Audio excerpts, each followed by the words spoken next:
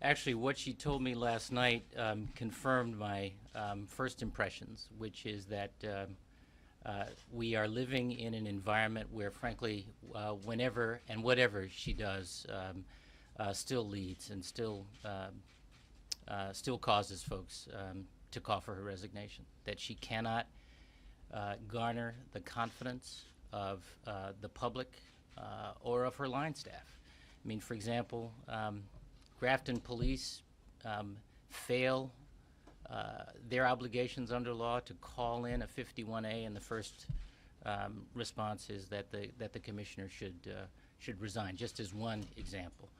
And she has to have, and the agency has to have, the confidence of the public in order to move, as I say, to the next triumph from any given tragedy, and that's just not possible right now. But did you get any more answers about these people in Grafton that made you realize that the agency was more in chaos than you originally thought? Well, I think there's some serious questions about, for example, the business of the facts coming in and getting caught up in documents, in other documents, evidently.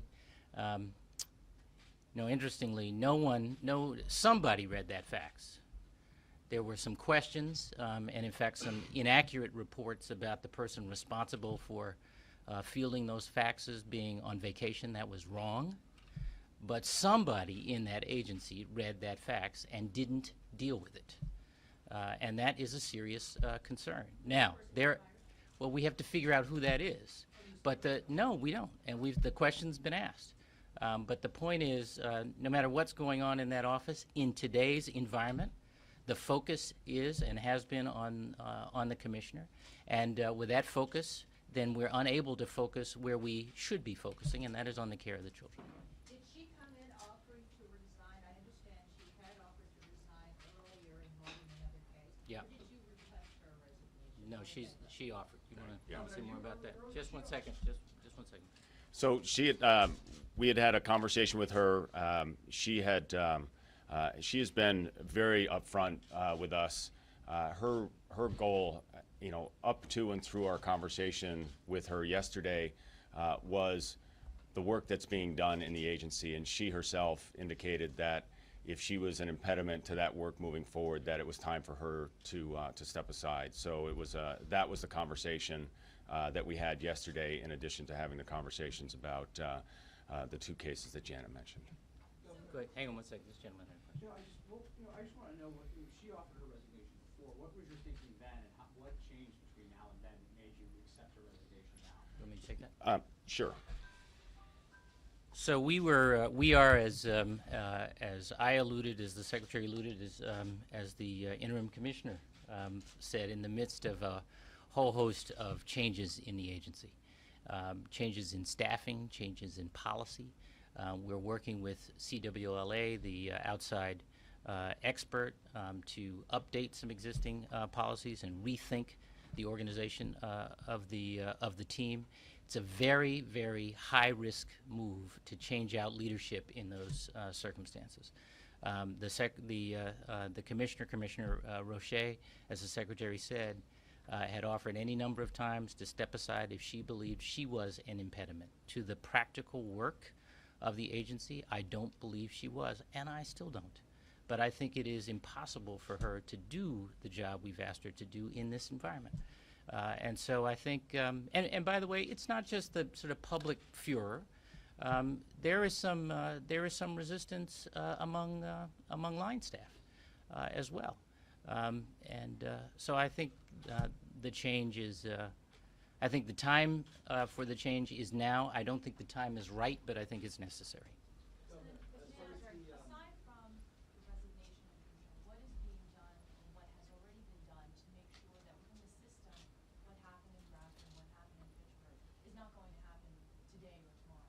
Well, let me talk about the Grafton piece, because I think it's too early for us to say what happened with Fitchburg, because if you look at the case, the amount of support that the family had up to and including the unfortunate death of the child was impressive. I mean, they were folks that were doing everything that they had asked. We had been working with them through with their other child.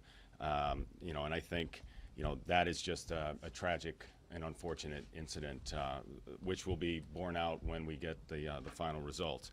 With respect to Grafton, I went and looked at our current 51A form that clearly states on it that it is a requirement under Mass General Law to make the call in addition to faxing the information in. But I didn't think it was clear enough. So we have already made a change to that form and have sent it out to the CJIS system, which is the Criminal Justice Information System, so that every law enforcement official in the Commonwealth has that form on their computer in their vehicle.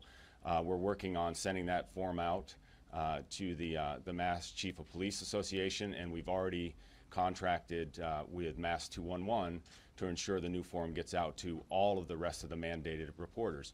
And we've tried to make it very clear on the form that here's the number that you call, you're required to call, here's the number you call during normal business hours, where we list the number for every DCF office on the form, on the 51A form, and if it's after hours, we have one number to call for a hotline. So that is already out, and the Mass 211 is going to be rolling out in the next couple days. Governor, you described the environment as far as public scrutiny and the line staff. What did the other public officials, the Speaker, the Senate President, the Attorney General, have any impact on this decision? Well, it's a frustrating development, because I think in some respects we're dealing with another example, the same kind of thing I was talking about. You had a chair of a committee saying, among other reasons, she should resign because she hadn't submitted a 100-day plan as he'd requested, when he'd never requested such a plan, and knows that we're working with CWLA and keeping them in the loop as we do about what the broader look at the agency should be, and that their work is not yet completed. So, like I said, it's every time there is a turn in the events at DCF, it has focused automatically, without there being a direct connection between, or whether or not there was a direct connection between a failure and fault on the resignation of the commissioner, and that makes it impossible for the agency to do the job that they have to do. She was let go then for bad publicity, not bad management. No, look, the issue is whether she can gain the confidence not just of the public but of the agency. And she's got, we have line staff who themselves have been an impediment to getting the job done. So the time is now. We knew the time was coming. We were waiting and hoping to get through the implementation of these reforms before making a change. But it's clear to me, clear to the Secretary, and clear to the Commissioner that we're not going to be able to get those reforms the focus of the agency as long as she remains in charge. You two seem to be the two that backed her most. Everybody else in the Commonwealth wanted her gone. With the events that have happened, how much do you two look at yourselves and say, what did we miss, and how much responsibility do you two bear? Well, for what has happened? I'll speak for myself, and then VB, I'll ask the Secretary to speak for himself. First of all, you're wrong that everybody in the Commonwealth wanted her gone. A lot of people were calling for a resignation, again, without making the connection between failure and fault, and that ought to matter. It certainly matters to me. This is somebody with over 30 years of experience in this agency, a lot more experience than me and you, and most people. But without being able to get to command the confidence of the public and of her agency, then they're never going to get the benefit of the doubt to move through a tragedy to the next triumph, and that is a practical fact, and we've had to deal with it. So just on that, Vivi, for me, I think at every turn we looked at what was the right thing to do in terms of protecting children and families, and frankly, up until yesterday, we felt that with Olga at the lead of the agency, that was right. She implemented the tiered approach where we looked at and we surveyed every child under 5 years old. She helped us bring in CWLA. She's under her leadership. We've rolled out the iPads already to the on-call social workers. She and her team helped put together the plans that we needed to do the investments both in the supplemental budget and in the FY15 budget to get us to comply with the 15 cases MOU. She's been a part of that progress, and I think yesterday the conversation was, it was clear to her, as it was to the governor and I, that her continue to stay, notwithstanding the incredible dedication that she has to keeping kids safe, was an impediment to the department moving forward. But it is possible that she just was the wrong person for this job. Everybody thinks that, it seems like, except for you too. What is it that makes you guys so stubborn on this? Because everybody, again, you heard the speaker yesterday say, I think they wanted to wait 7 months, but we can't wait anymore. She is the wrong person. Why do you guys not think that? So I think that there's a difference between what a leader can do and what people think a leader can do.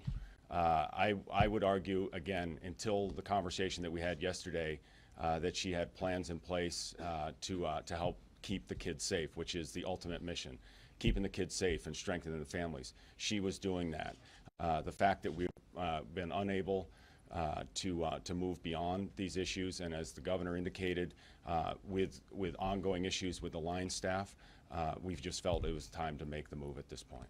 Governor, can you talk a little bit about Ms. Devaney and her background, what makes her suited to lead the agency? I mean, I understand your background in transportation, working at the General Council.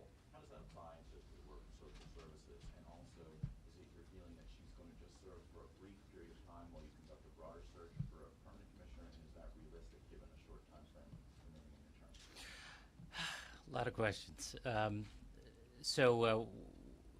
What the interim commissioner brings is management experience in state government. Big agency, complicated agency, an agency in the public sight. She's been successful at the RMV. She's been great over here for the last 30 days or so, and I appreciate very much her willingness to step up. She's serving as interim. We've had other interim commissioners who have become permanent commissioners. That is an option. It's a really, really tough time and set of circumstances to find a permanent commissioner, given the fact that there are some 6 or 7 months left in the administration. But we are going to we're going to look, and the interim commissioner will be a candidate. And due respect to her, was it not possible to find somebody that, some of the advocates I was talking to were saying you need somebody that has deep experience in social services that really understands the challenges that the We had that. faces? So I think as the governor said, and we will be having conversations with each and every one of those advocates to identify individuals for the permanent position. As the governor indicated, Aaron is acting as the interim commissioner. We started that process yesterday after we had the conversation with Olga. It continued this morning. I've already had a number of calls this morning, and will continue for the next few days as we try to identify the right person. I would argue in all the conversations that I've had with the DCF team that there is no lack of clinical competence in the agency. There's a broad and deep understanding of the clinical and social concerns of the agency. I think as the governor indicated, right now with just the separate work streams that we're talking about with respect to a CWLA report that's coming out, the rollout of the technology, the implementation of not only the budget in terms of bringing the staff on, but ensuring those staff are well trained and allocated to the right agencies, continue to look at the staffing levels on a weekly basis to make sure that we're managing the case level down. Those are operational things, and those are leadership and management issues. I think we have absolutely the clinical component covered, but we're going to look at strong candidates for the permanent role.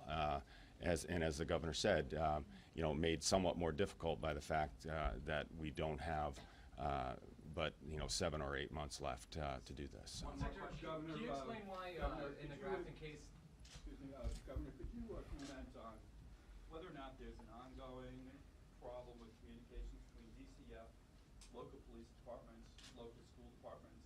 As you recall, we had some concerns last year with Northbridge, and the schools were saying they weren't getting response on 51As. We've had a couple with police departments now in this most recent one. on that. Is there a lack of trust between the schools and police and DCF, or a lack of training on both ends? What is the problem? So I would not categorize it as a lack of trust. I think what is really apparent in this is that the job that DCF does is inordinately complex, and the relation, and it, as I said in my comments earlier, that it's not just about the department, that it is about working very closely with police, with hospitals, with other community service agencies. And I think one of the things, you know, that we were asking Aaron to do, much like we just did with the 51As, you know, we didn't want to just send the report out, because that's not enough, you know, necessary but not sufficient. We need to ensure that we've reached out and that, you know, everybody knows what our requirements are, because collectively our interest is to keep the kids safe. And if we have to over communicate, if we have to spend more time, if we have to do listening tours, I think we're committed to do that. John, can I just add to that? I know you had a question as well. And by the way, we can stay until you don't have any more questions. I've got a few minutes. I think everybody's sensibility and sensitivity is heightened right now.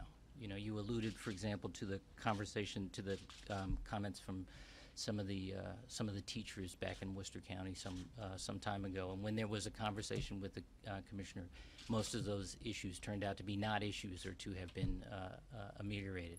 Everybody's sensitivity about the safety of children who are or ought to be in DCF's care is raised, and that's not all bad. That's not all bad. I hope that the solutions that we are working on and that we work on in partnership with the various mandated reporters and others are not, frankly, all sort of bureaucratic solutions. You know, questions about who should or should not read faxes and, you know, whose assignment it is and whether the machine should be a dedicated machine. Okay, but somebody read the fax. Somebody saw the fax, and somebody needs to step up and take responsibility for that kind of information when it comes in. So my hope and my expectation from Erin and her senior team is that she will rebuild this team and this sense of teamwork in the agency, because I can tell you that the individual caseworkers are deeply and personally invested in the success of the mission, and we just need to be pulling in the same direction. Hey, hang on one sec. Hang on one sec. One sec. Sorry. I know you guys said that police should have called, but when staff, when they realized the fax was there, it wasn't really investigated until another day or two. Can you explain that gap? Because that is when the death occurred, even when DCF realized the fax was there, and then when actually started investigating. Sure. So as you probably know from the case, the 51A was faxed in without a call. There was also EMS involved in that, and they did not file a 51A because they did not find any concern with the child's safety. And in fact, the 51A was filed by the police not because of concern for the child, but because of the multiple times that they had been called to the building. So when that fax came in, when they looked at the fact that the police had not taken custody of the child and that the EMS providers had not also provided a 51A, it was screened in as a non-emergent screening. And that's why the process, they did not go out immediately that day and were scheduled to go out the next day. Last question. It seems like faxes are kind of antiquated. Is there any way we're going to be updating this technology where we aren't faxing? Maybe it's an email that has an alert on it, something that's a little bit more high-tech? An old-fashioned phone call, maybe. So beyond the phone call, which I agree is critically important, if you talk to the social work staff, they believe that phone call is critical because there's information that they can glean from a call that might not make it through in a written report. There's a potential nuance there. We're really concerned about the family. That comes through in a call, doesn't necessarily come through in a fax or an email. But you raise a good question. We're looking at the ability with ITD to send those faxes to email, have them come in, they're scanned, they're automatically sent into somebody's email box so that they can look at them on a queuing basis. We've already begun that process. I think the first thing that we wanted to do was make sure that for the 8,600 some odd mandated reporters that we have across the Commonwealth, that we got that new form out that's got, right on it, the number that you can call and the offices that you can call, and reinforcing that that call is critically important for us. Did you say that the fax was screened and then judged to be a non-emergency situation? So when it was found on the 9th and logged in, it was viewed and assigned to a social worker on to go out on the 10th, and it was screened in as a non-emergency because the police had not taken the child, and the EMS provider at that point had not filed a 51A either. So is there no record of who screened it? That's not part of the process? We have absolutely who screened it in, but screening was done once the fax was found, not when the fax was originally sent. So the fax was found on the 9th. Okay, thanks, folks. Thanks, Governor. Thank you all for being here today.